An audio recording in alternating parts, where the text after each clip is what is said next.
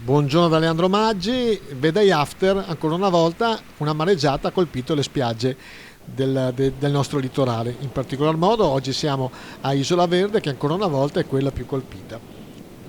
Abbiamo chiesto a un po' di operatori cosa ha inciso anche questa ennesima mareggiata. Ricordiamo che il 22 novembre c'è stata un'altra mareggiata che aveva ridotto moltissimo in certi punti la spiaggia e il litorale, addirittura da 40 metri a 12-13 metri, e anche in questo caso si è ridotta ulteriormente la battigia.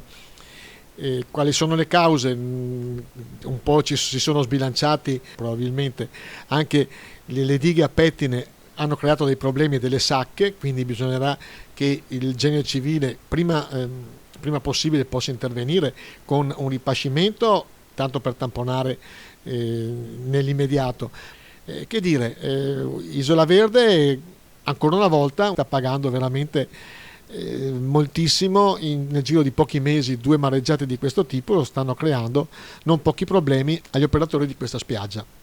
Ricordiamo comunque che la Regione, con dei lavori effettuati dal Genio Civile, sta cercando di risolvere definitivamente il problema ed ha stanziato 1,3 milioni di euro per una serie di opere in difesa che completano il primo stralcio, ed è un altro intervento di 2,1 milioni di euro prevede l'integrazione della berma soffolta, che praticamente è un gradino o muretto di calcestruzzo che si erge alla base di un terrapieno. Vedremo, noi moniteremo naturalmente tutti questi interventi.